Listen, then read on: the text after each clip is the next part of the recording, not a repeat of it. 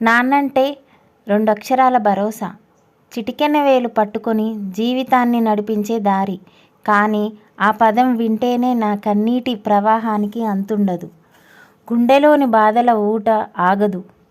అమ్మ, అమ్మమ్మ, అత్తయ్య, మావయ్య అందరూ ఉన్నా నాన్నే లేరు. ఊహ తెలిసిన దగ్గర నుంచి అంతే. మేనమామ కూతురు తండ్రి దగ్గర చేసే గారాబం చూసినప్పుడు, నా ఫ్రెండ్స్ వాళ్ళ తల్లిదండ్రుల గురించి గొప్పగా చెప్పినప్పుడు నాన్న లేకపోవడం పెద్ద లోటు అనిపించేది. వయసుతో పాటు నాన్న గురించి తెలుసుకోవాలనే ఆరాటం పెరుగుతుండేది. మాటల్లో పెట్టి ఓ రోజు అత్తని అడిగా. వేస్ట్ ఫెలో అంది. వేరే వాళ్ళని కనుక్కున్నా. మీ అమ్మతో గొడవపడి విడిపోయి రెండో పెళ్ళి చేసుకున్నాడు అన్నారు. అప్పుడు నాన్న నాకో విలన్లా కనిపించారు. ఆయన గురించి తెలుసుకోవాలనే ఆరాటం మాత్రం తగ్గలేదు. ఎలాగైతేనేం కొన్నాళ్ళకి ఆయన చిరునామా కనుక్కున్నా. వెళ్ళిపోయా. అప్పుడు వినాయక చవితి వేడుకల్లో ఉన్నారు. నిండైన విగ్రహం, మాటల్లో గాంభీర్యం. కన్నతండ్రిని చూడగానే కళ్ళు చెమర్చాయి. పరిగెత్తుకెళ్ళి గుండెలకు హత్తుకోవాలనిపించింది. కానీ ఎప్పుడో పరాయినైనా నేను ఆ క్షణం నీ కూతురినని ఎలా చెప్పుకునేది? చాటుగానే ఉండిపోయా. మంచివాడని, సాయం చేసే గుణమని గొప్పగా చెప్పారు అక్కడి వాళ్ళు. అందరి తండ్రుల్లాగే ఆయన నాకు హీరోలా కనిపించారు. ఓసారి బంధువుల పెళ్ళికెళ్ళాం. అక్కడ కనిపించారు నాన్న. నా కళ్ళు విప్పరాయి. కొత్త జంటతో ఫోటోలు దిగుతున్న సందర్భం. పిన్ని వాళ్ళ కూతురుతో స్టేజి ఎక్కారు. నాన్న చేసిన తమాషాకి అంతా పడిపడి నవ్వుతున్నారు.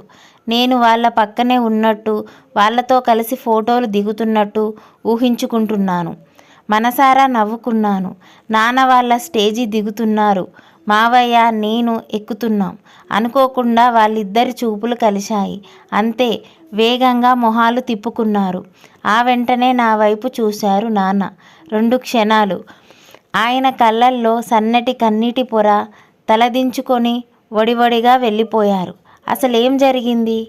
మాకెందుకు దూరమయ్యారు? ఆరా తీశా. నివ్వెరపోయే నిజాలు తెలిశాయి. నానమ్మ తాతయ్యలకు చాదస్తం. ఎప్పుడు ఏదో అనేవాళ్ళు. అమ్మకు నచ్చకపోయేది. ఓసారి ఇల్లు కడిగింది. వెంటనే తుడవలేదు. నానమ్మ జారి పడింతే చెయ్యి విరిగింది. నాన్న కోపంతో అరిచాడు. అమ్మ పుట్టింటి వాళ్లకు ఫోన్ చేసింది. మావయ్య, తాతయ్య వచ్చారు. నిలదీశారు. మాటా పెరిగి వాళ్ళిద్దరూ నాన్నపై చేయి చేసుకున్నారు. ఎవరూ తగ్గలేదు. కన్నవాళ్ళు విడిపోయారు. 2 ఏళ్ళ నేను తండ్రి ఉండి అనాథనయ్యా. ఆ క్షణం అమ్మకు సొంతంగా ఆలోచించే జ్ఞానం లేదు. మావయ్య వెనక్కి తగ్గలేదు. నాన్న నా గురించి పట్టించుకోలేదు. ఓ చిన్న సంఘటన జీవితాంతం నాకు నాన్న అనే పిలుపునకు నోచుకోకుండా చేసింది.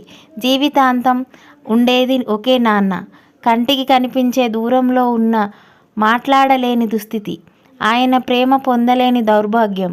నా పరిస్థితి ఎవరికీ రావద్దు.